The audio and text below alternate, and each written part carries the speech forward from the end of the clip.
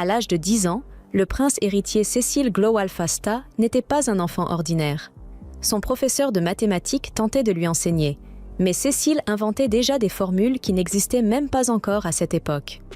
Le tuteur, complètement stupéfait par l'impact que cela pourrait avoir, s'enfuit pour aller faire un rapport à la société savante. La plupart des enfants auraient été désemparés en voyant leur professeur partir ainsi. Mais Cecil pouvait comprendre n'importe quoi après l'avoir entendu une seule fois. Il n'avait donc pas besoin de longues explications. Tout cela lui paraissait terriblement ennuyeux. Jusqu'au jour où sa fiancée, la fille d'un marquis, Bertia Ebil Nosses, lui annonça qu'elle était la méchante de l'histoire. Elle lui expliqua que son rôle était de le séparer de l'héroïne, puis de le laisser complètement choqué à la fin. Cecil lui répondit avec un sourire, car c'était la première fois que quelque chose n'avait aucun sens pour lui. C'était également la première fois qu'il rencontrait Bertia en personne, et il était clair qu'il n'était pas le seul à ne pas comprendre ce qu'elle racontait. Il se tourna vers elle et lui dit que rester debout à discuter n'était pas très approprié, puis l'invita à prendre le thé. Elle ne semblait pas du tout prête à cela. C'est à ce moment-là que Cecil présenta son majordome personnel, le mystérieux Zéno, aux cheveux verts. Bertia le fixa avec sérieux. Cecil lui demanda ce qui n'allait pas, et elle répondit qu'il était un peu trop posé pour son âge. Elle lui demanda alors s'il était lui aussi une réincarnation. La réincarnation était une autre idée intrigante pour lui. Il expliqua qu'on lui avait simplement appris que c'était ainsi que les membres de la royauté devaient se comporter. Zéno, lui, n'était pas d'accord. Selon lui, si un autre prince de 10 ans, aussi détaché et philosophique, existait, personne ne pourrait le supporter. On dirait presque que Cecil possède une maturité digne d'un stratège légendaire dès son plus jeune âge. Bertia répondit qu'elle comprenait. Puis elle lui avoua que cela pourrait le surprendre, mais qu'elle possédait des souvenirs d'une vie antérieure. Dans le pays où elle était née et avait grandi, le Japon, il existait des histoires qu'on pouvait regarder sous forme d'images en mouvement, comme des romans. Ces jeux appelés Autumn Games faisaient partie de ses plus grandes passions. Lorsqu'elle retrouva ses souvenirs, elle réalisa qu'elle était née dans le jeu ultime qui représentait ce monde. C'est ainsi qu'elle connaissait le scénario futur. Cecil tomberait amoureux de la fille d'un noble, la demoiselle du destin. Et elle, en tant que méchante, deviendrait un démon jaloux et la tourmenterait cruellement. Cela finirait par mettre Cecil en colère, entraînant la chute de la famille de Bertia. En résumé, être vaincue permettrait à Cecil et à l'héroïne de trouver le bonheur. Même si elle était destinée à chuter, elle voulait le faire avec élégance et devenir une fleur du mal de premier ordre. Avant cela, Cecil n'avait jamais été incapable de comprendre ce que quelqu'un disait. Qu'elle ait une imagination débordante ou un véritable pouvoir de prédiction, cela ne le dérangeait pas. En analysant ses paroles, il comprenait surtout qu'elle cherchait à devenir une personne correspondant à ce scénario. Tant que cela ne posait pas de problème pour une future reine, cela ne le dérangeait pas. Il lui demanda alors ce qu'était exactement cette fleur du mal de premier ordre. Elle répondit « forte, noble et belle ». Et même si ce chemin menait à sa destruction, elle l'emprunterait sans hésiter. En entendant ces 3 qualités, Cecil observa ses doigts potelés et sa manière peu élégante de manger, et réalisa qu'il venait de penser quelque chose de déplacé. Bertia rougit et lui dit qu'il se trompait complètement. Bertia était censée être quelqu'un qui n'avait aucune chance, et en tant que personnage, son apparence laissait à désirer. Cecil trouva cela plutôt triste et lui demanda si cela ne la dérangeait pas. Serrant sa robe, elle admit que si, cela la dérangeait. Tout ce dont elle parlait concernait la Bertia du jeu. Mais celle qu'elle était maintenant était une personne différente. Elle avoua que dans sa vie précédente, elle avait tendance à se renfermer sur elle-même. Mais désormais, Cecil était son soutien, en tant que héros masculin qu'elle avait choisi. En réalité, elle souhaitait sincèrement son bonheur. C'est pourquoi elle était déterminée à devenir une fleur du mal honnête et vertueuse. Cecil pensa une fois de plus que les mots honnête, vertueuse et maléfique n'avaient absolument aucun sens ensemble. Bertia promit de s'améliorer et de revenir, puis s'enfuit en courant. Cecil resta perplexe, se demandant ce que tout cela signifiait. Zéno lui demanda alors ce qu'il comptait faire, et le prince répondit avec intérêt. Bertia ne possédait aucune des manières nécessaires pour interagir avec la royauté, et il ne comprenait pas beaucoup de ses paroles ni de ses actions. Et c'était précisément ce qui la rendait si divertissante à ses yeux. Il décida de l'observer pendant un certain temps et, si nécessaire, de la dompter, ou plutôt de la guider vers le bon chemin. Dans ses paroles, Zéno pouvait clairement voir qu'il s'amusait. Quant à Cécile, ce sentiment d'imprévisibilité n'était pas désagréable.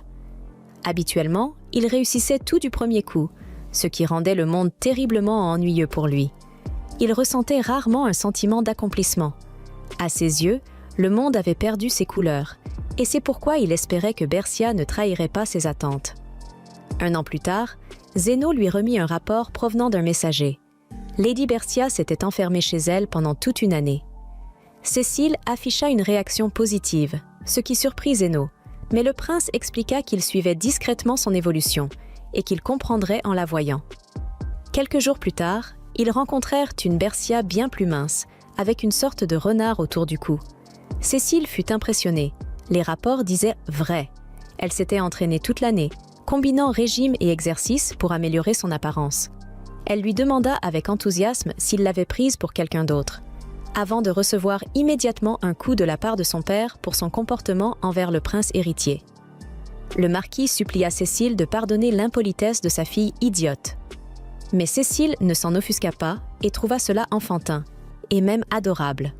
Ces mots déclenchèrent quelque chose en elle. Elle voulait l'entendre encore une fois. Elle voulait qu'il la qualifie à nouveau d'adorable. Son père l'emmena à l'écart et lui dit de ne pas se laisser tromper par l'apparence du prince. Ses yeux ne souriaient jamais. Il ne possédait pas les émotions nécessaires pour s'attendrir devant quelque chose de mignon. Il trouvait Cécile trop froid et lui conseilla de se contenter de l'entendre, lui l'appeler adorable. Pendant qu'ils prenèrent le thé, Curo se réveilla et sauta d'elle. Elle s'excusa, mais depuis qu'elle l'avait recueillie, la petite créature ne quittait plus ses côtés. Elle fit donc en sorte que Curo imite une écharpe et l'emmena avec elle. Cécile réfléchit à cette situation. Ce n'était pas une imitation parfaite, mais il comprit ce que c'était. Il décida de garder le silence pour l'instant, afin que cela rende les choses divertissantes plus tard. Il offrit à Bercia du thé et des friandises, mais l'atout de la jeune fille indiquait qu'elle devait malheureusement suivre son régime. C'est pourquoi Cécile avait préparé ses friandises à teneur réduite en sucre, en précisant qu'il n'était pas particulièrement friand de sucreries lui-même. Waouh, comme il était attentionné!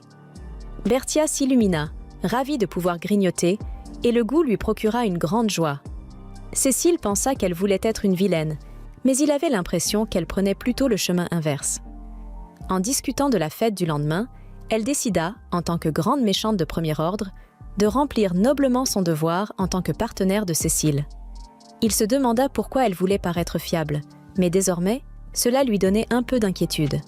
Il lui demanda de garder secret le fait qu'elle était une réincarnation de vilaine, juste entre eux deux. Entrer dans la haute société était un monde où l'on ne sait jamais ce qui pourrait avoir des conséquences néfastes. Elle était perdue. Il lui expliqua donc qu'une fleur du mal qui se laisse attaquer paraîtrait inférieure, et cette fois, elle comprit. Battre son adversaire en secret était digne d'une première classe, tandis que se vanter et creuser sa propre tombe était de troisième classe.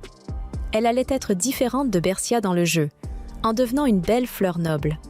Il était content qu'elle ait compris, bien qu'il sente que sa compréhension était légèrement déformée.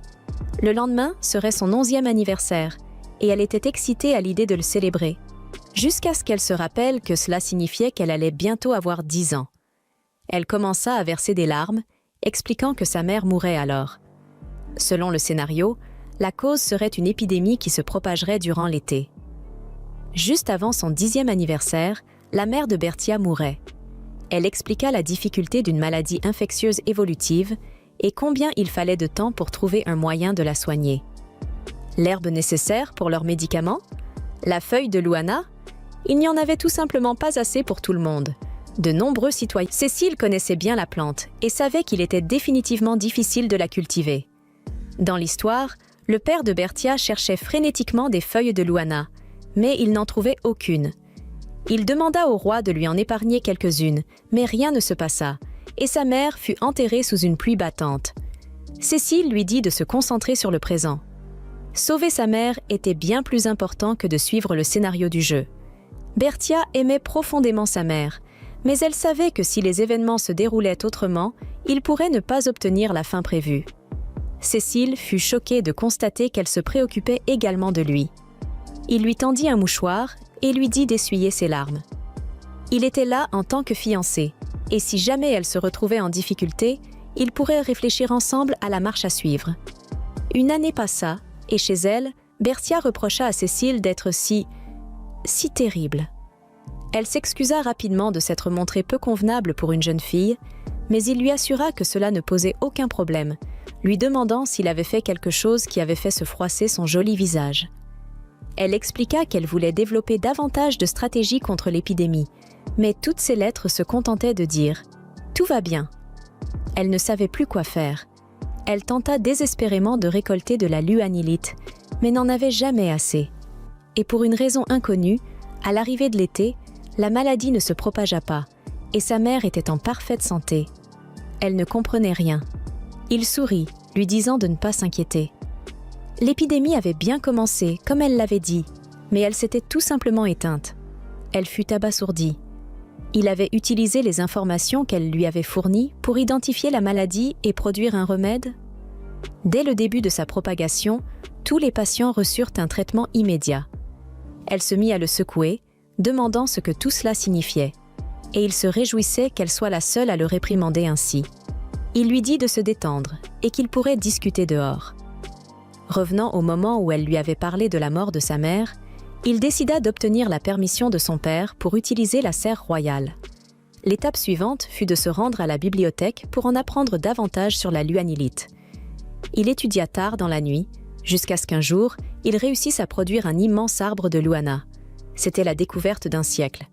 Mais Cécile, comme toujours, resta plutôt nonchalant à ce sujet. Il voulait ensuite se consacrer à la médecine et demanda à Berthia quelles étaient les caractéristiques de la maladie.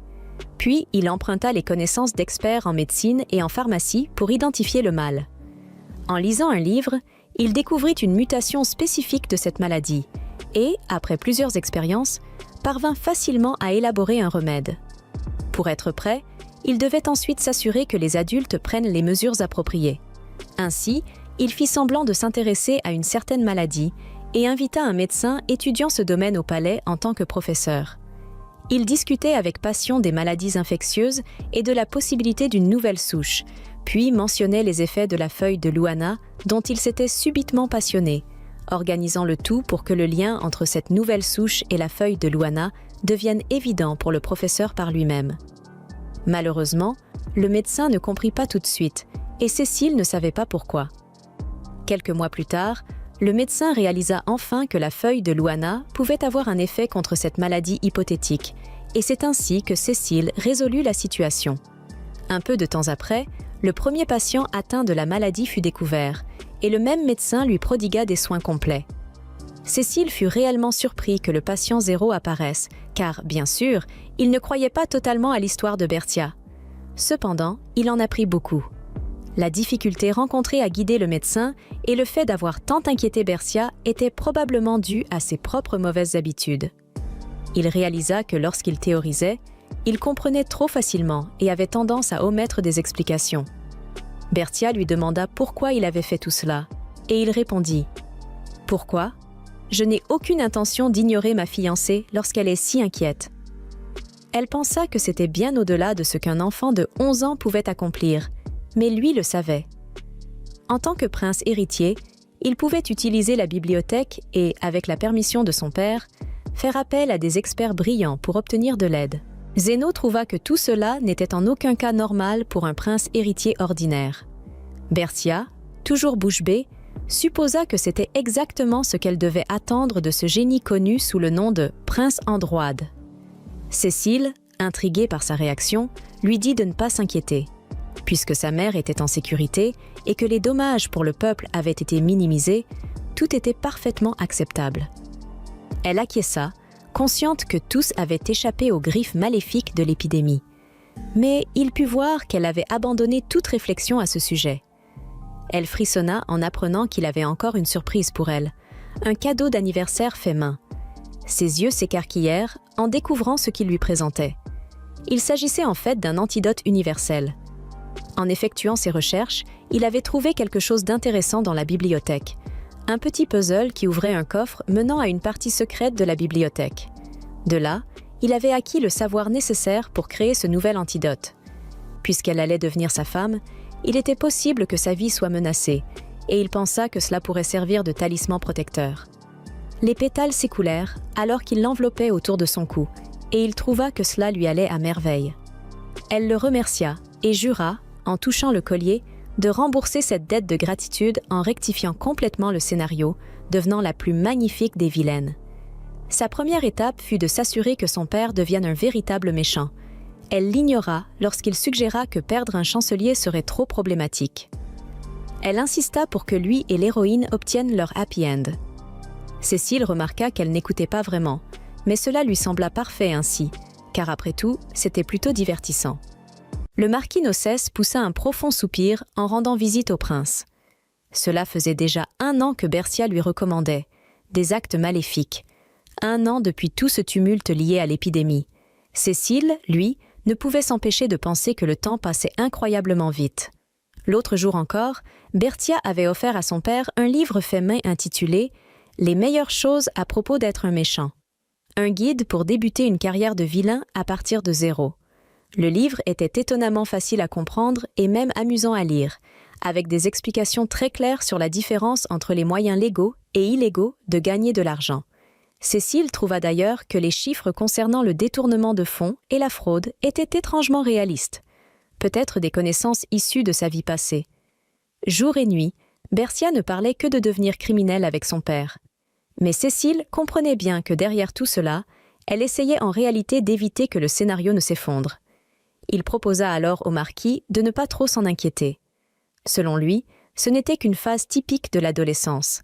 Bercia était simplement attirée par les hommes un peu mauvais. Douglas, perplexe, rétorqua que si c'était vraiment le cas, pourquoi n'essayait-elle pas de rendre Cécile mauvais, lui, plutôt que son propre père? Une remarque tout à fait pertinente.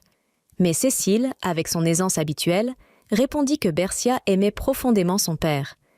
Et Douglas accepta cette explication sans la moindre hésitation. Il ajouta même que les tendances maléfiques de Cécile se voyaient parfois, et que sa fille avait sûrement jugé inutile de lui faire des suggestions. Changeant de sujet, le marquis évoqua le prochain grand événement, les débuts de sa fille dans la haute société. Il se sentait à la fois ému et terriblement inquiet. Cécile le rassura, tout irait bien. Il la soutiendrait, même si quelque chose d'intéressant se produisait, il pourrait la laisser se débrouiller seule un moment. Puis vint enfin le jour du grand début de Bertia. Son excitation débordante fit écarquiller les yeux de Cécile. Il lui dit qu'elle était devenue très belle, ce qui la fit rougir immédiatement, avant qu'elle ne le regarde avec suspicion, persuadée qu'il allait lui demander une faveur. Mais pas aujourd'hui, car aujourd'hui, elle comptait bien avancer dans son plan, transformer son père en véritable vilain. Cécile trouvait ce côté malchanceux et déterminé absolument adorable. Lorsque le couple royal apparut, vêtu d'habits assortis, l'assistance fut émerveillée. Tout se déroula parfaitement. Tellement parfaitement que Cécile en fut presque surpris. Car Bercia, pour une fois, ne causait absolument aucun problème. Le vicomte Laurie, conspirateur, s'avança et dit à Bercia qu'elle était ravissante. Cécile s'irrita aussitôt, sans trop savoir pourquoi. Un autre homme touchait sa fiancée. Il se demanda à quel point ils étaient proches tous les deux. Alors qu'elle allait lui murmurer quelque chose à l'oreille, Cécile l'attira soudainement loin de lui. Il dit à l'homme qu'il était terriblement désolé, prétextant que Bertia ne se sentait pas bien, et qu'il allait donc l'emmener un moment. En privé, elle lui demanda ce qui lui prenait tout à coup, et Cécile lui dit de lui répondre honnêtement. Il voulait savoir si les informations qu'elle avait réunies sur la façon d'être une méchante venaient du vicomte. Elle n'en revenait pas qu'il ait lu son livre. Elle se sentit tellement embarrassée. Mais à présent, Cécile voulait connaître les détails. Lorsque le vicomte venait rendre visite à son père, elle se souvenait qu'il faisait partie de ceux qui avaient entraîné son père sur la voie de la méchanceté.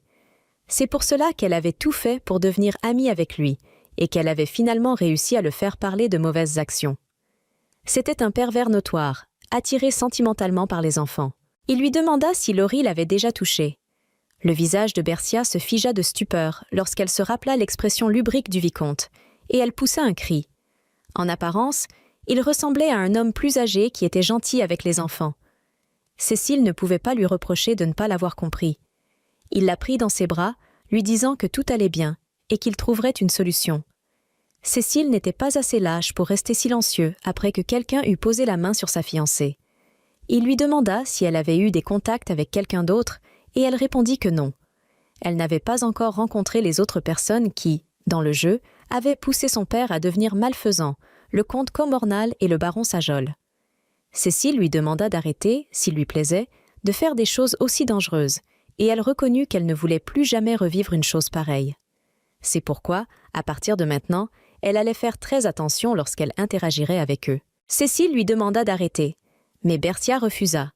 Elle lui expliqua que si elle s'arrêtait maintenant, son avenir brillant ne pourrait pas se réaliser. Elle jura de faire de son mieux, et Cécile comprit immédiatement qu'elle n'avait absolument aucune intention de l'écouter. Cependant, s'il s'y prenait correctement, cela pouvait devenir une excellente occasion de débarrasser le royaume de sa corruption. Le marquis Noche, inquiet, pensait que sa fille avait commis une faute. Cécile alla donc à sa rencontre pour discuter de cette affaire. Il expliqua, par un certain canal, qu'il avait entendu des rumeurs concernant les agissements douteux du comte Comornal, du baron Sagal et du vicomte Laurie. Il ajouta même que ces hommes avaient tenté d'entrer en contact avec lui. Douglas resta stupéfait.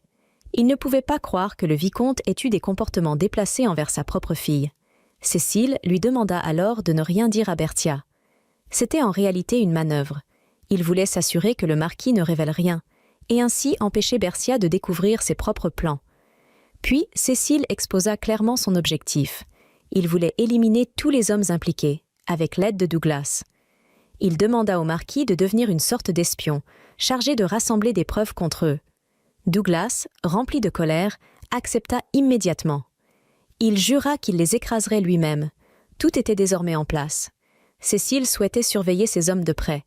Mais bientôt, il devrait vivre dans les dortoirs de la Hall Academy. Cela rendrait ses actions beaucoup plus difficiles. 6 mois plus tard, en marchant sur le campus, il ne put s'empêcher de soupirer. Tout lui paraissait terriblement ennuyeux. Certes, le niveau d'éducation était élevé, mais en tant que prince héritier, il connaissait déjà tout le programme. Il se surprit à penser qu'il aurait aimé que Berthia soit là. Soudain, il entendit sa voix. Il se retourna, surpris. Elle accourait vers lui, accompagnée de son animal. Même s'il avait envie de la prendre dans ses bras, il se retint. Un membre de la famille royale ne pouvait pas perdre son sang-froid pour une telle chose. Puis, sans prévenir, elle lui annonça quelque chose. L'œil de Cécile tressaillit. Et, honnêtement, le mien aussi. Elle continua à parler. Alors que Cécile venait juste de penser qu'il s'ennuyait, il ne se souvenait absolument pas avoir souhaité une situation aussi chaotique. Un garçon, non loin, murmura. Ils n'ont pas genre 12 ans, mais Cécile, fidèle à lui-même, ne poserait jamais la main sur sa fiancée avant le mariage. Berthia, troublée, avoua qu'elle ne voulait pas lui causer autant de soucis. Elle dit que c'était censé être un événement heureux. Mais malgré tout, elle n'arrivait pas à ressentir une joie sincère. Cécile voulait absolument que Berthia arrête de dire des choses pouvant prêter à confusion. Avec douceur, il lui demanda « Mais qui est enceinte de qui, exactement ?» Il la serra légèrement contre lui, ajoutant que s'il ne comprenait pas la situation, il ne pourrait pas l'aider. Même son petit animal de compagnie semblait perdu face à tout ça. Rougissante, Berthia s'excusa pour sa maladresse, puis expliqua simplement que sa mère était enceinte de l'enfant de son père. Évidemment, de qui d'autre? Face au regard insistant autour d'eux, elle dut clarifier la situation pour éviter tout malentendu. Une fois les choses mises au clair, Cécile commença à l'entraîner avec lui, mais pas avant de s'assurer que les autres étudiants promettent de ne pas répandre de rumeurs étranges. Sur le chemin du retour, il demanda à Berthia de l'accompagner dans sa propre calèche. Ainsi, elle pourrait tout lui raconter tranquillement pendant le trajet. Berthia avait pourtant déjà sa propre voiture, car la distance depuis la maison Nocé était trop longue pour venir à pied. Cécile nota d'ailleurs qu'il fallait environ 2 heures pour faire le trajet à pied. Mais il lui demanda de ne pas refuser. Il ne voulait pas être ce genre d'homme qui renvoie sa fiancée après qu'elle émaille. Elle fait tout ce chemin pour le voir. Son visage devint immédiatement rouge vif. Elle était heureuse qu'il ressente cela. Mais rester seule avec lui plus longtemps? Elle allait mourir de honte. Cela le fit sourire. Il lui murmura que tout irait bien, et que, lorsqu'ils seraient seuls tous les deux, il lui donnerait même son premier baiser. À ces mots, prononcés tout près de son oreille, Berthia poussa un cri et s'enfuit en courant. Cécile trouvait ces réactions absolument adorables. Il ne pouvait pas s'en empêcher. Il assura même à Zéno que ce n'était absolument pas une vengeance pour l'avoir fait perdre son sang-froid plus tôt. Zéno, lui, trouvait qu'il était terriblement manipulateur. Berthia. Cécile aimait vraiment ce prénom. Il décida qu'à partir de maintenant, il l'appellerait ainsi. 6 mois passèrent. Lorsqu'il rendit visite à la maison Noce, il trouva Berthia tenant son petit frère dans ses bras. Mais son visage était sombre. C'était la première fois qu'il entrait dans sa chambre. Il observa les couleurs qu'elle portait souvent, se demandant si le bleu et le jaune étaient ses préférés, ou si cela avait un lien avec la couleur de ses cheveux et de ses yeux. Puis, une étrange sensation naquit dans son cœur. Une agitation qu'il... Berthia s'excusa auprès de Cécile à propos de son petit frère, Annette. Dans le scénario original, la maison Noce n'était pas censée avoir d'héritier. À la place, il devait adopter un garçon de la branche Loas. Mais tout avait changé. Sa mère ayant survécu à l'épidémie, le scénario entier s'était effondré. Le garçon adopté aurait déjà dû être accueilli dans la famille et entrer à l'Académie Hallam sous le nom de Corgan Deli Noces. Il s'y serait rapidement distingué, devenant un candidat idéal pour devenir l'un des proches aides de Cécile. Cécile comprenait bien que, pour quelqu'un sans titre, entrer à l'Académie serait difficile. Et si ce garçon était réellement talentueux, ce serait du gâchis de ne pas lui donner une chance. Berthia ajouta alors qu'éviter une route où Cécile finirait avec l'héroïne était une bonne chose. Cela attira immédiatement l'attention de Cécile. Puisqu'elle avait dit qu'il était censé finir avec l'héroïne, elle lui expliqua qu'il existait plusieurs routes possibles, selon les choix de celle-ci. La personne avec qui elle finirait pouvait changer. Cécile fut stupéfaite qu'elle ait oublié de mentionner un détail aussi crucial. Selon lui, il n'y avait donc aucune raison de rompre leur fiançailles, puisque l'héroïne pouvait très bien finir avec quelqu'un d'autre. Mais Berthia s'y opposa aussitôt. Elle ne pouvait pas laisser cela arriver. Sinon, quelque chose de terrible lui arriverait. Soudain nerveuse, elle se mit à transpirer, essayant de minimiser ses propos, affirmant que ce n'était rien, et qu'elle s'assurerait simplement qu'il finisse avec l'héroïne. Pour Cécile, c'était évident. Elle essayait de cacher quelque chose. Il lui demanda alors qui étaient les autres cibles. Elle révéla qu'il s'agissait de tous ceux destinés à devenir ses proches aides. Val Noakens, Charles Lowenau, Nels Crumb, ainsi que le second prince Sean Turkin Alphasta. Dans ce scénario, une sorte de force irrésistible devait les attirer vers l'héroïne au moment venu, déclenchant divers événements. Mais si cette même force cherchait aussi à faire adopter Corgan dans sa famille, alors Berthia ne pouvait imaginer qu'une chose, un malheur pourrait arriver à Annette. Depuis tout ce temps, elle vivait dans la peur. Cécile le comprenait désormais clairement. Fidèle à lui-même, il conclut simplement que Corgan n'avait qu'à intégrer l'Académie Hallam et devenir officiellement candidat pour être son aide. Une idée germa dans son esprit. Il lui dit de lui faire confiance. Plus tard, lorsque Corgan Deli Marden rentra chez lui, il se mit immédiatement à genoux pour saluer le prince héritier. Cécile expliqua qu'il avait entendu les plaintes du peuple concernant le seigneur local. Et comme cet homme était un parent éloigné de Berthia, il souhaitait lui poser quelques questions à ce sujet. Corgan n'arrivait pas à croire que Cécile se soit déplacée en personne, mais Cécile répondit calmement qu'en tant que membre de la famille royale, il se devait d'écouter la voix du peuple. Corgan expliqua alors que le seigneur de cette région était quelqu'un de très logique et digne de respect, mais qu'il avait une manière de parler absolument déplorable. C'était sans doute pour cela qu'il suscitait autant de ressentiments inutiles. Plus tôt, afin de payer leurs impôts, certains villageois avaient récolté des cultures encore immatures. Le seigneur les avait sévèrement réprimandés. Pourtant, ces récoltes auraient pu plus que doubler en quantité si elles avaient été laissées 2 semaines de plus. Et s'ils étaient venus lui demander de l'aide, il les aurait soutenus, ce qui aurait amélioré leur situation. Ses paroles étaient donc pertinentes. Mais sa façon de les exprimer était brutale. « Utilisez un peu votre tête, bande d'idiots !» Résultat, les villageois avaient quitté son bureau furieux. Tout cela correspondait exactement aux informations que le messager de Cécile lui avait rapportées. Corgan était capable d'analyser les faits avec objectivité. « Tu es retenu, Corgan », déclara Cécile. Il ajouta qu'il plaçait de grands espoirs en lui et qu'il avait une requête à lui faire. Il voulait que Corgan soit adopté par une famille noble et devienne son informateur concernant les activités illégales du royaume. Corgan tomba à genoux, submergé par l'émotion. Il avoua qu'il avait abandonné tout espoir, pensant vivre ainsi toute sa vie. Jamais il n'aurait imaginé qu'un prince choisirait quelqu'un issu d'un milieu aussi modeste que le sien. Il jura alors de lui rendre cette faveur par une loyauté éternelle. Cécile informa ensuite Berthia de l'entrée de Corgan à l'académie. Comme prévu dans le scénario, Berthia était folle de joie, d'autant plus qu'il semblait que son père entretenait désormais de meilleures relations avec les nobles vilains.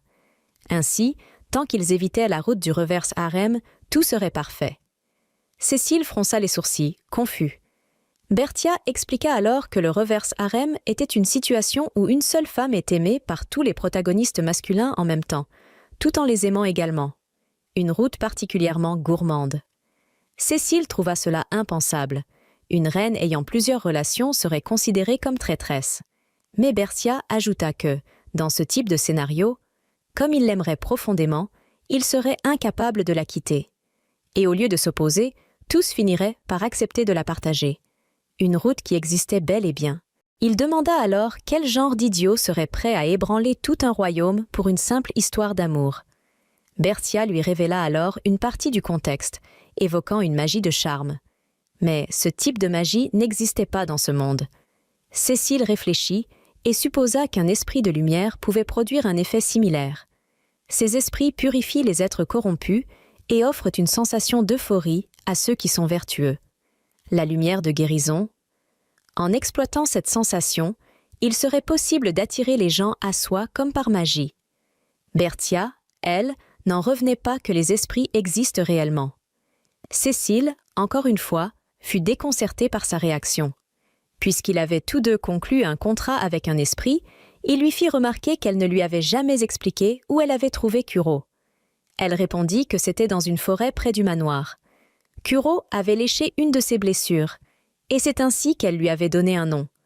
Mais en réalité, cela signifiait qu'elle avait formé un contrat avec un puissant esprit des ténèbres. Ces contrats se créaient en offrant du sang et un nom à l'esprit.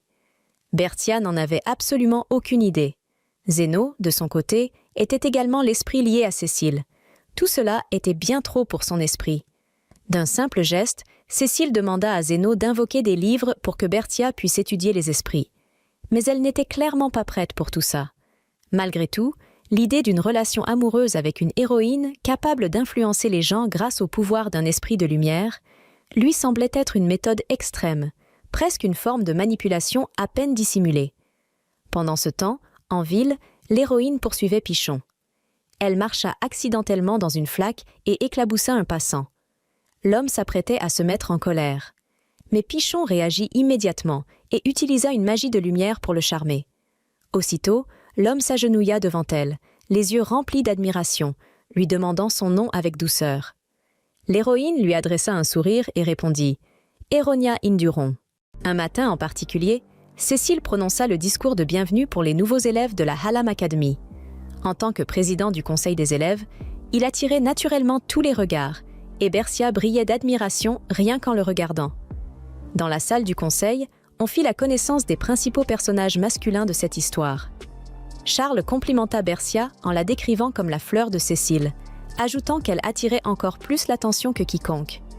Sean, le petit frère de Cécile, la trouva très jolie et, puisqu'elle allait devenir sa belle-sœur, exprima son envie de devenir son amie. Cependant, certains comme Val semblaient un peu déstabilisés par son énergie vive et décidée. Malgré cela, il ne put s'empêcher de remarquer sa silhouette élégante, ses longues jambes et sa taille fine, ce qui surprit Charles. Celui-ci le taquina, pensant que Val ne s'intéressait qu'au combat, mais Val répondit simplement que c'était naturel. Pour une fille noble, Berthia semblait s'être beaucoup entraînée. Cécile, lui, connaissait la vérité sur elle et attendait avec impatience la réaction de Charles lorsqu'il découvrirait sa véritable nature. Curieux, Charles interrogea Corgan à son sujet, puisque ce dernier avait un lien indirect avec la famille Noche. Mais Corgan répondit froidement qu'il appartenait à une branche secondaire et que cela ne le concernait pas, demandant qu'on ne le dérange plus dans son travail. Peu après, Cécile se leva en annonçant qu'il allait rejoindre sa charmante fiancée, ce qui étonna tout le monde. Lui qui paraissait toujours distant, révélait qu'il s'intéressait en réalité aux personnes qu'il trouvait intéressantes. Charles proposa alors qu'ils aillent tous lui rendre visite, idée qui enthousiasma particulièrement Sean. On disait d'ailleurs que Sean arborait un sourire d'ange, tandis que celui de Cécile était souvent comparé à celui d'un ange déchu. En chemin, Cécile remarqua une mystérieuse présence scintillante, une Héronia, et, après une brève interaction avec Corgan, il rejoignit finalement Berthia, qui prenait tranquillement le thé. Elle fut totalement surprise de le voir apparaître ainsi. Parmi toutes les personnes présentes, une en particulier attirait les regards, Coral. Afin d'accompagner Berthia à l'académie, Coral avait pris une forme humaine adaptée à cet environnement. Pourtant, personne d'autre ne pouvait voir ses oreilles ni sa queue, dissimulant ainsi sa véritable nature. Berthia pensait que Cécile devait arriver plus tard, mais ce dernier trouva cela étrange, puisque c'était précisément l'heure qu'ils avaient fixée pour se voir. Une jeune femme aux cheveux violets intervint alors pour saluer le prince. Il s'agissait de Joanna Kurzwarn, fille d'un duc et cousine éloignée de Cécile. Elle expliqua que Berthia pensait qu'il serait trop occupé pour venir et qu'elle s'était même inquiétée. En observant Berthia, un peu agitée puis soudainement abattue, Joanna ne put s'empêcher de la trouver adorable. Berthia tenta de l'interrompre pour éviter qu'elle n'en dise trop, mais Cécile remarqua que Joanna semblait s'amuser de ses réactions. Avec enthousiasme, Berthia annonça à Cécile qu'elle s'était fait beaucoup d'amis, ou plutôt des sbires. Il comprit immédiatement qu'elle utilisait ce mot pour donner une touche plus maléfique à la situation, comme si elle jouait un rôle.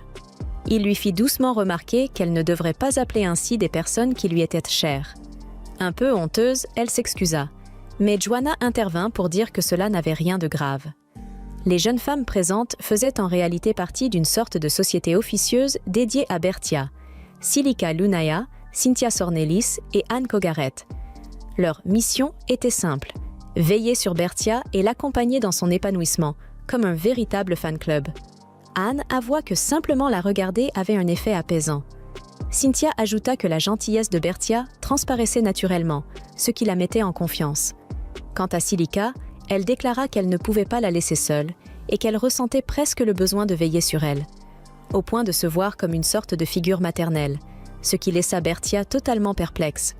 Cécile, profitant d'un moment, prit Berthia à part et la félicita pour son entrée à l'académie en lui offrant des roses bleues. Elle s'illumina immédiatement. Dans son esprit, cela ressemblait à un événement clé digne d'un jeu romantique, bien que la couleur diffère légèrement. Ces roses bleues étaient en réalité un objet rare, presque légendaire. Il n'existait qu'un seul pot de ces fleurs dans le monde. Cécile les avait choisies spécialement pour elle, sachant qu'elle aimait cette couleur. Berthia, touchée mais un peu gênée d'accepter un cadeau aussi précieux, les trouva magnifiques, d'un bleu rappelant les yeux de Cécile. Alors que les autres jeunes filles s'extasiaient autour d'elle, Berthia tenta maladroitement de se justifier, affirmant que ce n'était pas ce qu'elle pensait, qu'elle aimait simplement le bleu parce que c'était une jolie couleur. Avec tous ces changements dans le scénario, Berthia commençait à s'inquiéter de ce qui pourrait arriver. Pourtant, elle se sentait soulagée que Cécile ait, selon elle, réussi l'événement de « rencontre prédestinée ». Quand il lui demanda de quoi elle parlait, elle resta stupéfaite. Pour elle, c'était évident. En se rendant à la réception, il aurait dû croiser une jolie jeune fille jouant avec un oiseau blanc.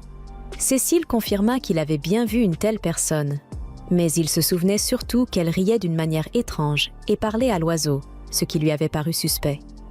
Il avait même demandé à Corgan de la signaler à un professeur. De plus, il avait trouvé son comportement, regarder les gens de façon indiscrète, plutôt irritant. Pour Berthia, c'était catastrophique. Cette fille était censée être l'héroïne du jeu, la demoiselle du destin. À ce moment précis, Cécile aurait dû ressentir quelque chose, retirer une rose rouge du bouquet destiné à Berthia et l'offrir à cette héroïne. C'était ça, le fameux Meet Cute Event. Mais au lieu de cela, il lui avait offert un pot entier de roses bleues, rendant impossible ce geste symbolique. Inquiète, Berthia lui demanda s'il n'avait vraiment rien ressenti. Le fait de voir cette jeune fille jouer avec un oiseau, si différente des autres dames, n'avait-il pas éveillé son intérêt? Cécile répondit honnêtement qu'il avait été bien plus marqué par une jeune fille portant un renard vivant autour du cou. À ces mots, Berthia comprit que l'événement était complètement bouleversé. Cécile, lui, pensait simplement avoir voulu lui faire plaisir, mais il se sentit coupable en voyant qu'elle semblait troublée. Elle tenta de le rassurer, acceptant de savourer malgré tout le bonheur que lui apportait son cadeau. Mais l'expression préoccupée de Cécile ne disparut pas. Plus tard, dans la salle du conseil des élèves, Cécile accueillit Joanna Kurzwarn. La voir prendre le thé avec Bertia l'avait surpris, mais elle, au contraire, trouvait cela naturel. Dès leur première rencontre, Joanna avait été complètement séduite par Bertia, surtout après que celle-ci l'eût aidée face à des nobles un peu trop insistants. De plus, Bertia avait rédigé un guide détaillé des meilleurs endroits de la capitale royale, ce qui avait attiré plusieurs membres dans leur cercle. Mais Cécile ne tarda pas à aller droit au but. Il voulait savoir si certains membres de ce groupe représentaient un danger. Joanna n'apprécia pas qu'il cherche à percer les secrets d'une jeune fille. Cécile, lui, trouva qu'elle ressemblait bien plus à une véritable méchante que Bertia, et il répliqua aussitôt qu'il pourrait toujours dire à Sean qu'elle enquêtait sur lui. Cette réponse prit Joanna complètement au dépourvu. Cécile savait déjà que Joanna Kurzwarn avait un faible pour son petit frère Sean. Lorsqu'il le mentionna, elle perdit immédiatement son calme, pestant contre les manipulateurs au cœur noir comme lui. Elle n'arrivait pas à croire qu'un garçon aussi pur et adorable que Sean puisse être de la même famille que Cécile, et encore moins que Bertia puisse l'aimer. Cécile, amusée, la taquina en disant qu'elle était simplement jalouse, et cela la toucha en plein cœur. Finalement, elle céda et lui assura qu'il n'y avait aucun élément réellement dangereux dans leur cercle. Elle avait tout organisé avec soin. Cependant, certaines jeunes femmes enviaient la popularité de Bertia. Sur sa liste noire figurait notamment Eronia Induron. Selon Joanna, cette liste regroupait des filles attirées par Cécile ou des fiancées jalouses de l'affection que Bertia recevait. Les hommes, quant à eux, détournaient leur ressentiment envers Cécile pour le reporter sur Bertia.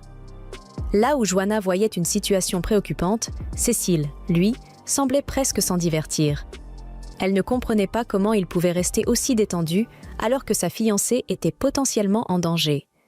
Mais pour lui, Bertia était entourée de son fan-club, et cela suffisait à le rassurer. Il pouvait donc laisser cette affaire entre les mains de Joanna. Après son départ, Cécile réfléchit à une autre mesure de protection. Il avait déjà encouragé Bertia à étudier les pouvoirs de Kuro afin de se défendre contre la lumière curative d'Eronia. L'affinité de Kuro, liée aux ténèbres, excellait en défense et pouvait offrir une protection précieuse. Mais il y avait un problème. L'existence des esprits devait rester secrète, ce qui empêchait Bertia d'utiliser ses pouvoirs ouvertement contre des humains. Perdue dans ses pensées, Cécile se demanda quelle serait la prochaine étape. En se rendant à leur point de rendez-vous, il aperçut Eronia endormie contre un arbre, exactement à l'endroit où il devait retrouver Bertia. Intrigué, il comprit vite que quelque chose se tramait. Cachée derrière les fleurs, Bertia semblait observer la scène, tandis qu'Eronia toussait de manière exagérément évidente. C'était clairement un stratagème. Cécile, peu impressionnée, pensa simplement à sortir un livre pour passer le temps, jusqu'à ce que Bertia pousse soudain un cri en sentant une chenille velue grimper sur sa tête. Avec calme, il retira l'insecte et la taquina doucement, affirmant qu'il avait chassé la vilaine bête qui avait osé lui faire peur. Bertia le remercia chaleureusement après qu'il l'eut débarrassé de la chenille, mais Cécile, amusée, lui demanda si elle avait enfin terminé sa partie de cache-cache. Pendant ce temps, Eronia Induron continuait son petit numéro, toussant bruyamment avant de déclarer d'une voix théâtrale qu'elle n'arrivait pas à se réveiller, et qu'un prince pourrait peut-être venir la tirer de son sommeil. Bertia, un peu hésitante, suggéra à Cécile d'aller l'aider, mais il ignora totalement cette idée. Pour lui, c'était bien plus important.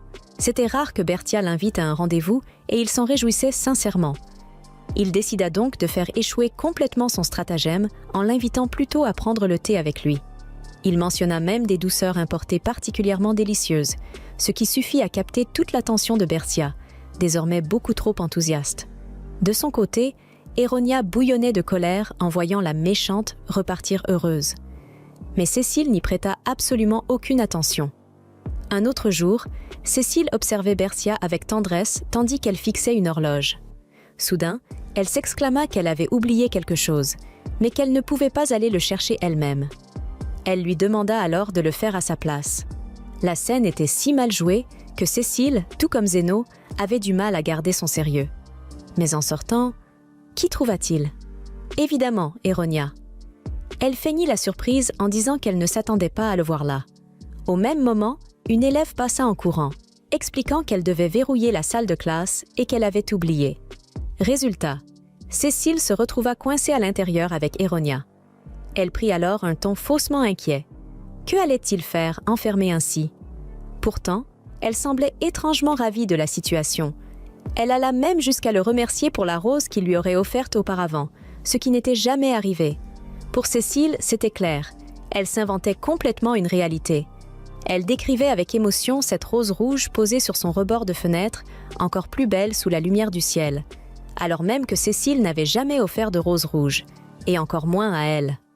Remarquant un oiseau à ses côtés, il comprit qu'il s'agissait sans doute de l'esprit de lumière. En le voyant sourire, Eronia se lança dans des explications, disant que l'oiseau, nommé Pichon, n'aimait pas les gens en général, mais qu'il semblait apprécier Cécile. Preuve, selon elle, qu'il était spécial. Alors qu'elle s'apprêtait à continuer, probablement pour lui déclarer ses sentiments, Cécile n'attendit pas une seconde de plus. Il ouvrit la fenêtre et descendit directement par l'arbre à l'extérieur. La laissant seule derrière, elle cria, paniquée, lui demandant ce qu'elle était censée faire maintenant.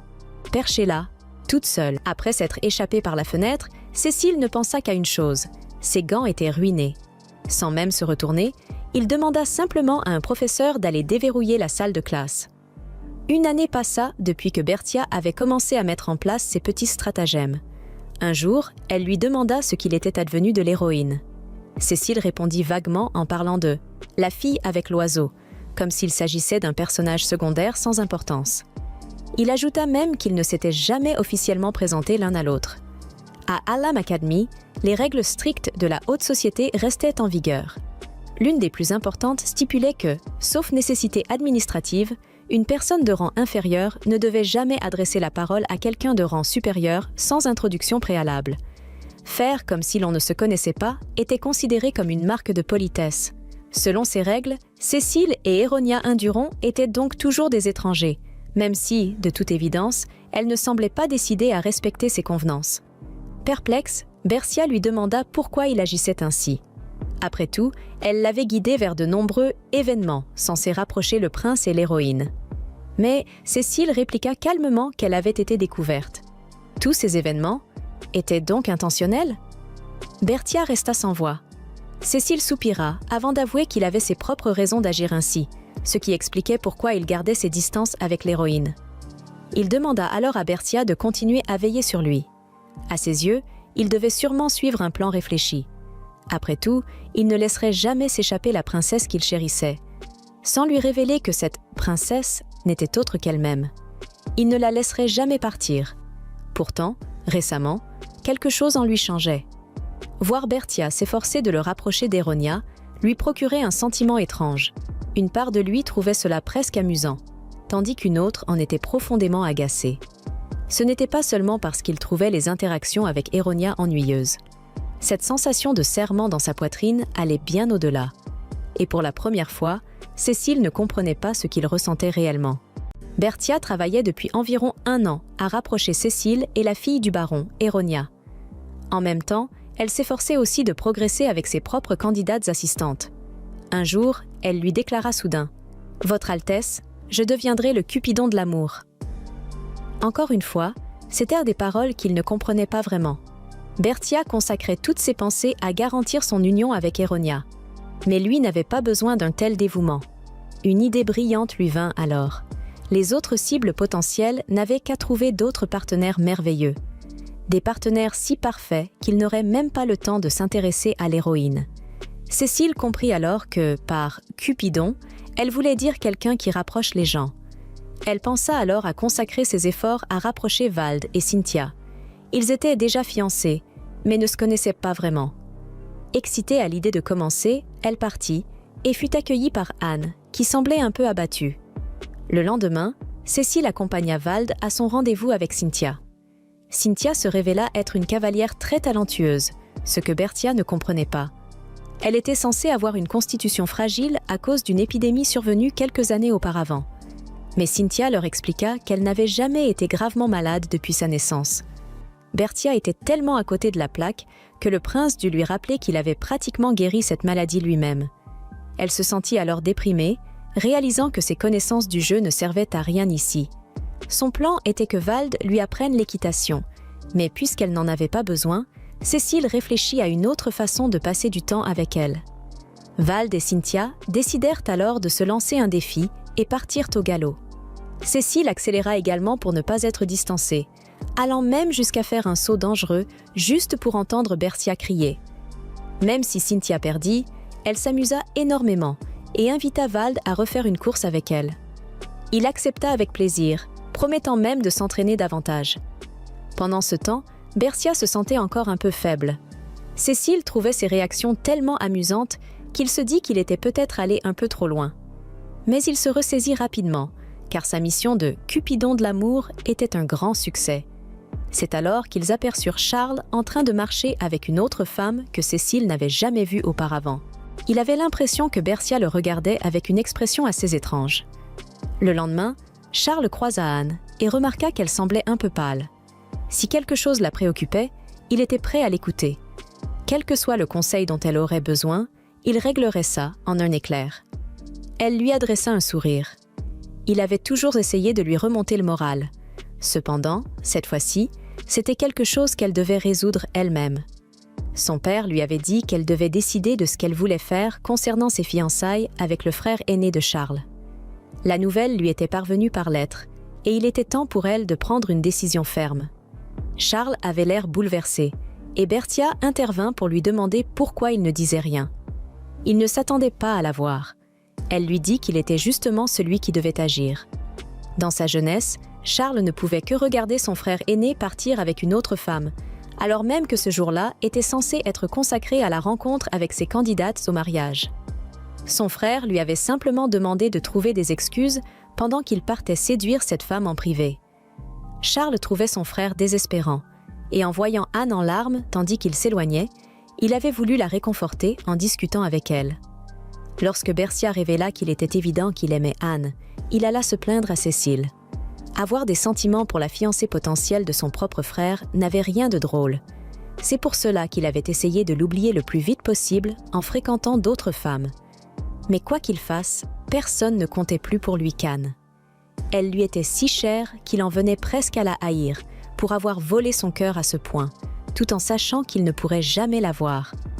Cécile voyait Charles comme quelqu'un de détaché et facile à vivre. Il n'aurait jamais imaginé qu'il cachait des sentiments aussi passionnés et profonds. Pire encore, Anne et Berthia se trouvaient derrière lui tout ce temps, et Cécile avait complètement manqué le moment de le prévenir. Berthia le traita de totalement pathétique, mais Charles savait que si Anne épousait un second fils comme lui, elle ne pourrait devenir au mieux que l'épouse d'un comte. Il se retourna alors pour répondre qu'elle serait bien plus heureuse en tant qu'épouse d'un duc, sans se rendre compte qu'elle avait tout entendu, et se retrouvant Berthia lui expliqua que la stabilité économique était certes importante, mais que ce qui rendait réellement une femme heureuse, c'était l'amour.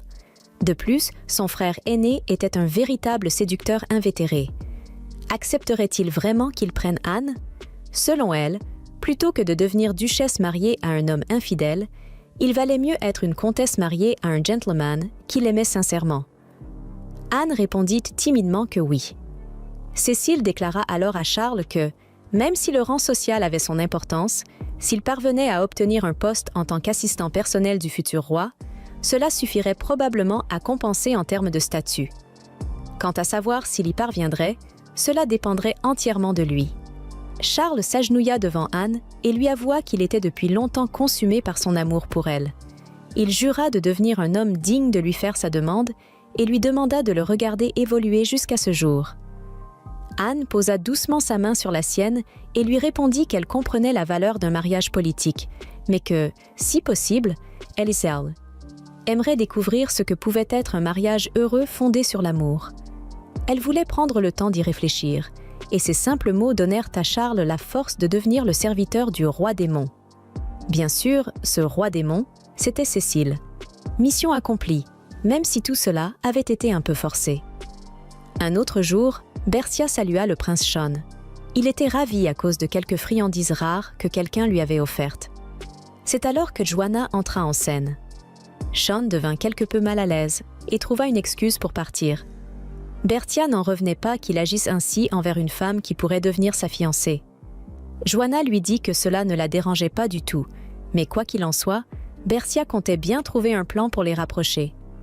À ce moment-là, Silica de Nelton passait par là. Avec la chaleur récente, Nelton avait peu d'appétit, mais elle insistait pour qu'il mange au moins les douceurs qu'elle avait préparées pour lui. Cela donna à Bertia une excellente idée. Opération: offrir des sucreries faites maison. Puisque Sean aimait les sucreries, cela aiderait Joanna à se rapprocher de lui. Silica mènerait cette initiative, étant particulièrement douée dans ce domaine. Ce qu'elle avait donné à Nelton ce matin-là, c'était des biscuits contenant des légumes. Comme il n'aimait pas vraiment les légumes, elle avait fait des recherches pour trouver un moyen de lui en faire manger davantage. Alors qu'elle préparait la pâte à biscuits, Silica demanda pourquoi Sean agissait de façon étrange avec Joanna. Joanna pensait qu'elle avait peut-être été trop insistante avec lui, mais elle préféra ne pas s'attarder sur le sujet pour le moment. De son côté, Silica trouvait que plus elle faisait d'efforts pour devenir une véritable dame, plus Nilt semblait avoir peur d'elle. Ils étaient amis d'enfance, et comme Nilt était plutôt solitaire et introvertie, elle avait souvent été celle avec qui il discutait. Elle se perdit dans ses souvenirs de leur jeunesse. 1 heure plus tard, elles observaient les résultats. Les biscuits parfaits de Silica, ceux corrects de Bertia, et ceux de Joanna complètement brûlés. Les filles essayèrent de se rassurer en disant que ceux de Joanna étaient peut-être seulement ratés en apparence, mais après les avoir goûtés, elles furent toutes déprimées. Joanna avait toujours réussi plus ou moins dans tout ce qu'elle entreprenait, mais la cuisine n'était clairement pas son point fort. Elles l'encouragèrent malgré tout à continuer. De son côté, Cécile jeta un œil aux biscuits faits main de Joanna, accompagné d'un rapport complet de Zeno. Après un certain temps, Joanna présenta un nouveau panier de biscuits à Sean. Elle lui demanda d'en goûter un. Il répondit que c'était très sec. Elle s'excusa et expliqua qu'elle les avait faits elle-même. Sachant qu'il aimait les sucreries, elle espérait lui faire plaisir, mais ce fut encore un échec. Elle s'apprêtait à partir, mais Sean la retint. Ce soir-là, la chaleur était particulièrement intense, ce qui était inhabituel pour la saison. Nilt, lui aussi, ne se sentait pas bien. Il passait ses nuits à rester éveillé pour traiter des lettres de plainte envoyées par son père. Bertia et Silica vinrent lui rendre visite, apportant beaucoup de sucreries. Silica se mit alors à le réprimander légèrement, lui disant de ne pas laisser ses affaires traîner partout sur le sol. Mais il n'en pouvait plus. Il lui dit qu'elle lui faisait peur et qu'il détestait ça. Il ajouta que, si elle le méprisait autant, elle devrait simplement rester loin de lui. Elle perdit son calme lorsqu'il lui dit que, même s'ils avaient grandi ensemble, cela ne lui donnait pas le droit de se mêler de tout. Il trouvait cela. L'atmosphère dans la pièce devint soudainement pesante. Cécile comprenait que Nelt était irrité, mais là, il était allé trop loin. Des larmes coulaient sur le visage de Silica, et Bertia réprimanda Nelt en lui demandant pourquoi il ne voyait pas la gentillesse et l'affection de Silica. Sans comprendre, il répondit « De l'amour ?» Bertia poursuivit en expliquant que Silica était toujours celle qui nettoyait les miettes qu'il laissait derrière lui. Elle mangeait les biscuits qu'elle préparait, lui donnait un mouchoir pour éviter que ses livres ne se salissent. Si tout ce dévouement n'était pas de l'amour, alors qu'est-ce que c'était ? Silica tenta d'expliquer que cette interprétation était totalement fausse et que c'était simplement sa personnalité. Mais Charles intervint en disant qu'il comprenait parfaitement ce qu'elle ressentait. Elle s'écria une nouvelle fois qu'ils se trompaient tous, puis attrapa Bertia pour sortir de la pièce avec elle. Elle la gronda en lui disant qu'elle ne comprenait rien au cœur d'une jeune fille. Bertia hocha la tête frénétiquement, prétendant comprendre. Silica reconnut aussi sa part de responsabilité. Ils n'étaient plus des enfants. Elle pensa avoir été trop envahissante et décida de garder ses distances avec Nelt pendant un moment. Cette nuit-là, Nelt ne cessa de penser à Silica. Il réalisa seulement maintenant qu'elle lui préparait habituellement du thé pour l'aider à dormir. Il ne l'avait pas vue une seule fois aujourd'hui, pas même ce matin. Ne pas entendre cette voix familière lui semblait étrange. Alors qu'il s'assoupissait, il se réveilla en sentant une couverture posée sur lui. Il pensa que c'était Silica, mais c'était simplement Charles. Silica faisait toujours ça pour lui. Elle l'avait toujours aidé, mais il ne s'en était jamais rendu compte. Cécile lui conseilla alors de lui dire tout cela directement. Nelt alla la retrouver dehors. Elle s'excusa immédiatement auprès de lui, mais il lui répondit que c'était lui qui avait tort. Il se sentait affreusement mal d'avoir dit ces choses blessantes auparavant et admit qu'il n'avait jamais réalisé à quel point elle l'avait aidé. Il s'excusa d'avoir été aussi insensible et promit de faire de son mieux pour ne plus se laisser emporter par la colère. Puis, il lui demanda « Est-ce que tu resteras à mes côtés pour toujours ?» Elle accepta avec joie. Berthia et Cécile observaient la scène de loin. Elle pensa qu'il était temps d'organiser une fête pour les féliciter, mais Cécile se demanda si elle n'allait pas encore en faire trop. Tous deux remarquèrent ensuite que Sean et Joanna semblaient désormais bien s'entendre. Berthia ne comprenait pas. Elle pensait que l'opération « Offrir des douceurs faites maison » avait été un échec. Apparemment, Cécile avait parlé un peu avec Sean la veille. La confiance de Joanna avait toujours donné à Sean un sentiment d'infériorité. Cependant, en la réconfortant après son échec en pâtisserie, il avait pu la voir comme une fille normale. Il avait même senti naître en lui un désir de la protéger. Cécile attribua tout le mérite à Berthia. Le rôle de Cupidon de l'amour qu'elle jouait était un peu chaotique, mais au final, on pouvait appeler cela une réussite. Cependant, Cécile n'était pas encore conscient de la terrible rancune qui commençait à grandir dans le... Un soir, deux jeunes filles feuilletaient le dernier magazine présentant des lieux tendances et des douceurs élégantes. Rien qu'en le lisant, elles s'amusaient énormément. Elles avaient entendu dire que ce magazine avait été conçu et produit par Lady Berthia et elles étaient profondément impressionnées. Jusqu'à ce qu'Eronia intervienne soudainement. Avec un air faussement surpris, elle déclara avoir entendu dire que Berthia n'avait en réalité rien fait elle-même. Puis, prenant une expression solennelle et presque en larmes, elle confia que Berthia la maltraitait souvent. Selon elle, c'était parce que Berthia était jalouse de sa beauté et de sa popularité. C'est à partir de ce moment-là qu'Eronia, la fille du baron, commença à se comporter de manière de plus en plus odieuse envers Berthia. Elle lança de fausses accusations et répandit des rumeurs malveillantes. Cécile s'attendait à ce que la prétendue méchante et l'héroïne soient en conflit, mais cela allait bien au-delà de ce qu'il imaginait. C'est alors que Corgan interrompit ses pensées pour lui exposer le plan du conseil des élèves du collège. Ce printemps, Cécile allait entrer au lycée. Actuellement, le conseil du collège était dirigé par Corgan. Un peu gêné, ce dernier osa formuler une demande. Il sollicita poliment la permission d'autoriser Berthia à l'appeler « cher grand frère Cor ». Cécile refusa immédiatement, sentant que cette idée ne lui plairait absolument pas. Cependant, il demanda si c'était Berthia qui avait suggéré cela. Corgan confirma sans hésiter. Ces derniers temps, elle lui demandait presque tous les jours « S'il vous plaît, laissez-moi vous appeler mon cher grand frère Cor ». Corgan refusait systématiquement, mais face à la tristesse évidente de Berthia, cela lui faisait de la peine. Cécile se demanda pourquoi, alors même qu'il parlait de Berthia, la conversation n'avait rien d'amusant. Il commençait à comprendre qu'on ne pouvait pas être égoïste en amour. Les autres membres du conseil arrivèrent à leur tour, et Cécile remarqua la boucle d'oreille inhabituelle que portait Charles. Celui-ci lui expliqua qu'il n'était pas le seul. Vald et Nelt en avaient également. Leurs boucles d'oreilles brillaient toutes, et Charles s'étonna que Cécile n'en ait pas reçu une. Cela ne lui plut pas du tout. Une aura presque inquiétante émanait de lui. Charles lui demanda s'il était réellement en colère, ce qui poussa Cécile à réfléchir. Il réalisa qu'il était rarement affecté par ses émotions, au point de ne pas les reconnaître immédiatement. Ce qu'il ressentait, c'était du mécontentement et du déplaisir. Plus tard, tandis que Berthia savourait les friandises qu'il lui avait apportées, Cécile évoqua le dilemme de Corgan. Elle expliqua que, contrairement au jeu, elle n'était pas sa petite sœur, mais seulement une parente éloignée. C'est pourquoi elle cherchait à obtenir officiellement une place de sœur à ses côtés, afin de pouvoir empêcher ses interactions avec l'héroïne. Cécile prit note de cela, réalisant qu'elle cherchait en réalité à le pousser constamment vers l'héroïne. Berthia ajouta ensuite que, dans sa vie précédente, elle n'avait jamais eu de frère ni de sœur, et qu'elle avait toujours rêvé d'en avoir. Cécile lui répondit que si elle désirait vraiment un grand frère, elle pouvait simplement l'appeler « cher grand frère Cécile ». Le visage de Berthia s'illumina aussitôt, mais elle se ressaisit rapidement et secoua la tête. Elle lui expliqua que Cécile restait Cécile, qu'il était son fiancé et non son grand frère. Ses yeux s'ouvrirent légèrement sous la surprise. Il lui proposa alors de l'appeler « Syl » à la place.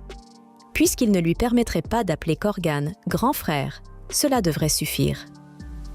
Bertia se mit à trembler et à bégayer, tandis que Cécile continuait de lui sourire, attendant sa réponse.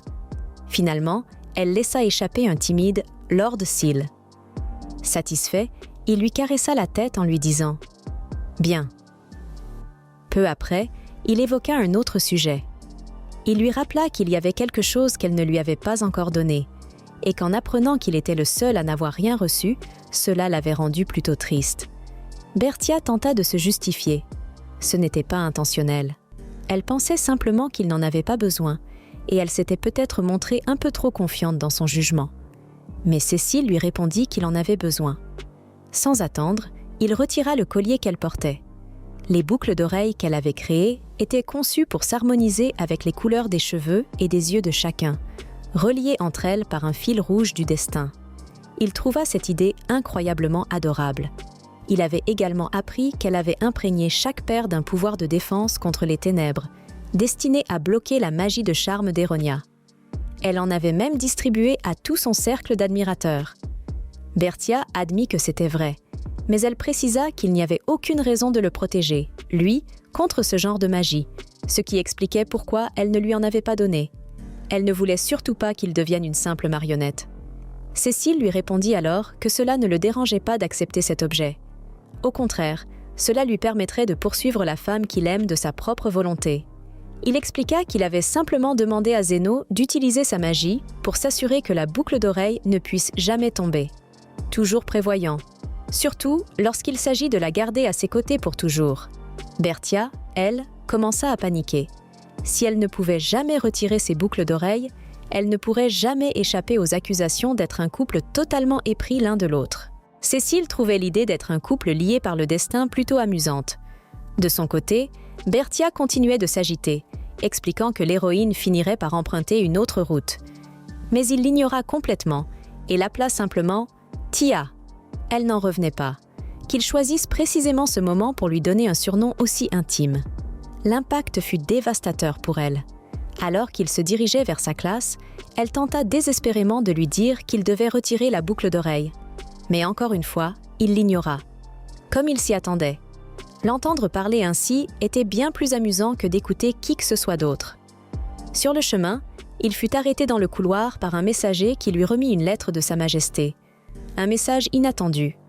Il y était ordonné à Cécile de partir étudier à l'étranger, dans un pays voisin, pour une durée de 4 mois. Peu après, il se retrouva en visite guidée avec le duc de ce royaume voisin, qui lui expliqua que l'alcool était l'une des spécialités nationales. L'homme mentionna également que, depuis la hausse des prix de l'alcool, des voix de mécontentement commençaient à s'élever dans le royaume de Cécile. Les intentions de cet homme étaient évidentes. Cécile comprit immédiatement que, une fois que ce royaume aurait conquis les consommateurs avec ses prix bas, il augmenterait ensuite les tarifs. Et ceux qui s'étaient habitués au goût continuèrent d'acheter, même à un prix plus élevé. Le duc fut pris de court par cette analyse. Cécile répondit calmement que cela correspondait simplement aux intérêts de cet homme. Cependant, il ajouta que son propre royaume investissait également énormément dans la production d'alcool. Il exprima même son souhait de présenter leurs produits au duc lors d'une future visite. Le duc, visiblement nerveux, poursuivit la visite. Cécile, lui, avait parfaitement compris. Avec ces transactions douteuses en cours, il avait été envoyé ici pour garder la situation sous contrôle. Il avançait aussi les négociations de manière à avantager son propre royaume. Mais malgré tout, cela commençait à l'ennuyer profondément. Ce qui l'attendait désormais avec le plus d'impatience, c'étaient les lettres de Bertia, ainsi que les rapports que ses messagers lui envoyaient à son sujet. Dans sa dernière lettre, Bertia mentionnait qu'Eronia était à nouveau très populaire auprès de tout le monde. Puis Cécile lut le rapport du messager. En son absence, la situation de Bertia s'était aggravée. Eronia tentait de lui imputer diverses fautes et comportements répréhensibles. Parmi les incidents signalés, un manuel scolaire déchiré, des insectes morts placés dans du thé en vrac, des cailloux glissés dans des chaussures et bien d'autres actes malveillants. Le harcèlement était Les fervents partisans d'Eronia et les protecteurs de Lady Bertia étaient désormais en conflit. Cécile était convaincue que Tia avait déjà compris qu'elle était victime de harcèlement. Il aurait voulu qu'elle soit plus franche et qu'elle vienne lui demander conseil. Ce qui le dérangeait profondément, c'était qu'Eronia cherchait à faire passer Bertia pour la méchante, alors qu'elle n'avait jamais commis le moindre acte de harcèlement direct. Il voulait agir. Une semaine plus tard, Bertia accueillit Cécile à son retour. Il lui demanda si quelque chose d'inhabituel s'était produit, mais fut déçu lorsqu'elle répondit que rien n'avait changé. Il lui parla alors des rapports qu'il avait reçus, mais elle le rassura en disant que, puisqu'elle jouait le rôle de la méchante, cela signifiait que les choses avançaient dans la bonne direction. Elle ajouta qu'Eronia n'avait rien fait de mal. Cécile proposa de s'occuper lui-même de la situation, mais Bertia refusa. Elle expliqua qu'elle devait donner l'exemple du mal, et que lorsqu'elle retournerait la situation contre Eronia, elle voulait qu'il soit là pour la réconforter, afin qu'ils puissent se rapprocher. Cécile ne comprenait pas pourquoi elle protégeait quelqu'un qui cherchait à lui nuire. Il se demanda pourquoi elle refusait de s'appuyer sur lui. D'un ton froid, il répondit « Tu me demandes de devenir plus amicale avec quelqu'un qui fait du mal à ma fiancée ?» Elle répliqua qu'elle n'était sa fiancée que pour le moment, et qu'il devrait plutôt prendre soin de sa future véritable fiancée. Il l'interrompit immédiatement, lui ordonnant d'arrêter. Il le répéterait autant de fois que nécessaire. Elle était sa fiancée, et pour lui, elle était la personne qu'il devait protéger. Malgré son air nerveux et la sueur qui perlait, elle affirma qu'elle était une femme forte et qu'elle n'avait pas besoin de son aide. Alors, il conclut « Fais comme tu veux ». Il se leva ensuite, prétextant qu'il avait perdu l'appétit, puis se retira. En lui-même, il trouvait cela étrange. Pourquoi était-il aussi troublé? Un mois passa depuis son retour. Le harcèlement envers Bertia continua sans aucun changement, mais cette fois, Cécile avait décidé de ne pas intervenir du tout.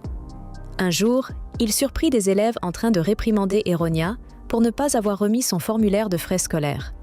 Cela causait des problèmes à Bertia et aux autres chargés de l'organisation. Eronia feignit l'ignorance, prétendant qu'elle n'avait jamais reçu le formulaire. Mais une élève dénonça immédiatement son mensonge. On lui avait rappelé à plusieurs reprises de le rendre avant la fin de la semaine précédente.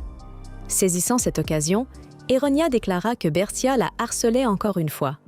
Mais celle qui la confrontait trouva cela absolument répugnant.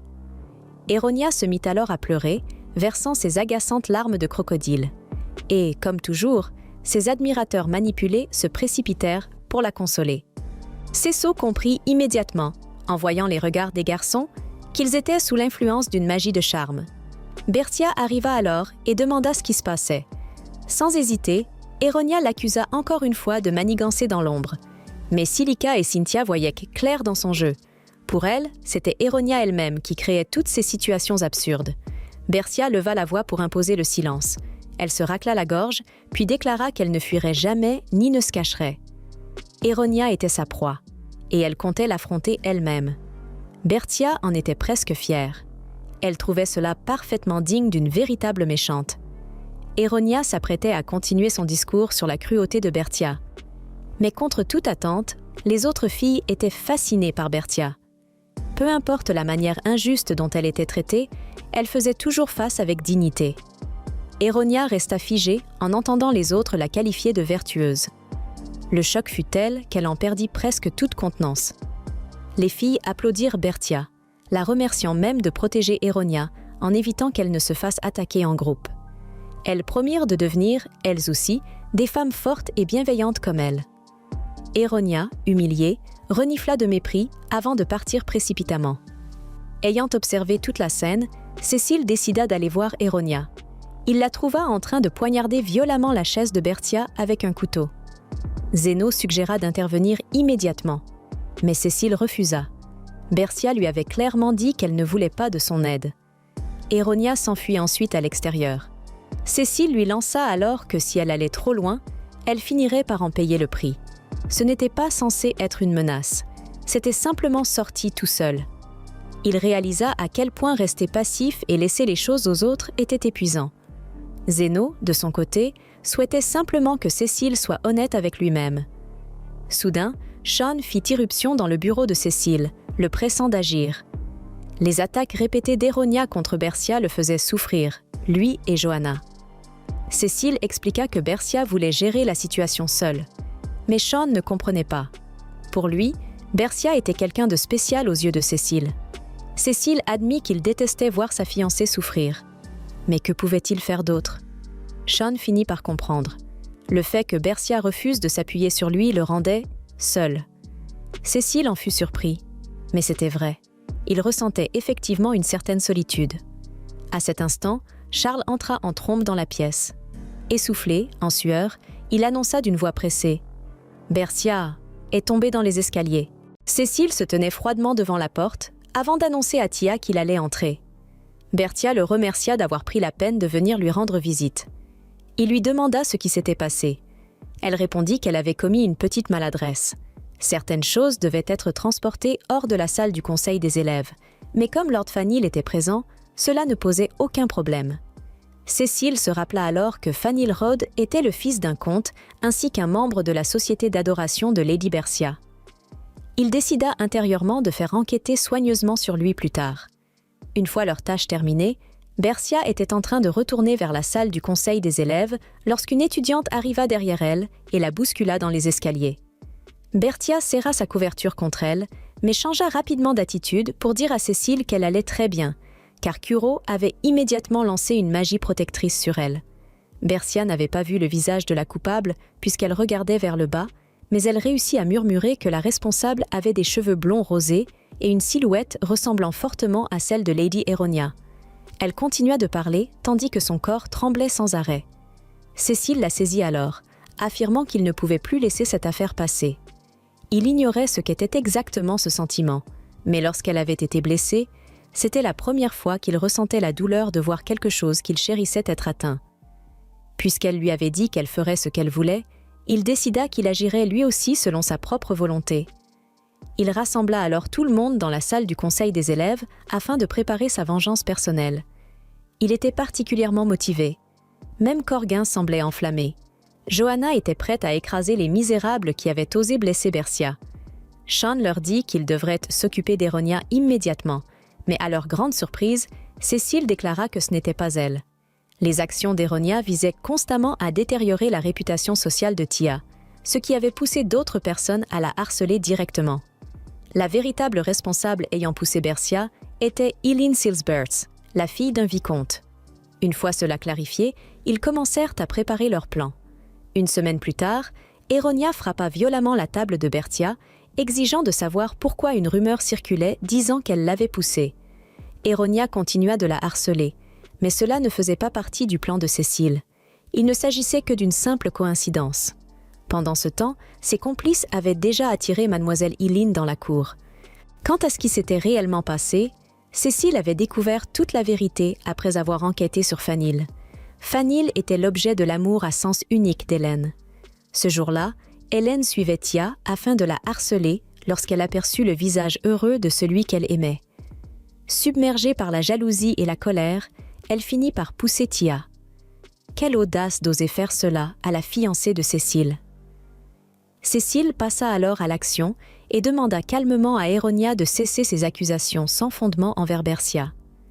Eronia afficha un sourire satisfait et joua immédiatement son numéro habituel de jeune demoiselle innocente, prétendant que Lady Bercia essayait de lui tendre un piège, pendant que Pichon lançait discrètement sa magie. Cécile pensa qu'il valait mieux ne pas trop s'approcher, jusqu'à ce qu'il remarque que les défenses de Kudo avaient complètement annulé l'effet du sort. Répondant à ces paroles, il déclara à Eronia que cela était impossible. Personne n'avait mentionné le nom de la coupable, donc Bercia n'avait aucune raison de penser qu'Eronia était impliquée dans cette affaire. Puis, Cécile s'adressa à toutes les personnes présentes. Il savait que tout le monde était curieux de connaître la vérité derrière ces rumeurs. Et il déclara qu'il allait tout éclaircir immédiatement. Il expliqua clairement que ce n'était pas Eronia qui avait poussé Bercia. Eronia se mit aussitôt à rougir et à fondre d'admiration devant lui. Même si Bercia avait décrit une personne possédant des caractéristiques similaires à celles d'Eronia, elle n'avait jamais affirmé qu'il s'agissait d'elle. Cécile repensa alors au fait que si Tia avait directement accusé Eronia, elle serait devenue la véritable méchante qu'elle rêvait tant d'être.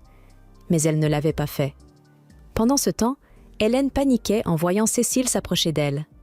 Elle déclara à Fanil qu'elle se sentait mal et tenta de partir, mais celui-ci l'arrêta. Rien ne pouvait commencer sans sa présence, et Cécile le remercia pour cela. La seule chose que Cécile voulait demander à Hélène était si elle trouvait amusant de commettre un crime tout en accusant quelqu'un d'autre à sa place. Horrifiée, Hélène tenta immédiatement de rejeter toute la faute sur Eronia, faisant tout son possible pour sauver les apparences. Johanna intervint alors pour expliquer qu'il la surveillait depuis une semaine. Ils avaient remarqué qu'Hélène entrait parfois dans un vestiaire ou des toilettes avant qu'Eronia n'en ressorte alors qu'il n'y avait plus personne à l'intérieur. Ils avaient également vu cette personne, qui échangeait sa place avec elle, manipuler les affaires de Bertia. Hélène continua pourtant de nier les accusations, affirmant qu'ils avaient simplement mal vu ou mal interprété la situation. À cela, Cécile déclara qu'il était temps de présenter des preuves matérielles. Nelt devint nerveux sous le regard de toute la foule, mais Silica l'encouragea en lui disant de parler aux autres exactement comme lorsqu'il lui enseignait des choses. Il présenta alors 2 différentes extractions réalisées à partir de mousse et d'herbes médicinales. La solution bleue était incolore, transparente et sans odeur. Mais lorsqu'elle était mélangée à la solution verte, elle devenait d'un bleu profond. Silica dut l'interrompre avant qu'il ne commence à expliquer des détails trop techniques et inutiles. Elle expliqua simplement qu'ils avaient pulvérisé la solution incolore dans la chambre de Bertia, puis l'avaient rapidement nettoyée après que la coupable eut marché dessus. Johanna et Anne se placèrent derrière Hélène. Elles demandèrent à examiner les chaussures d'Hélène ainsi que celles d'Eronia.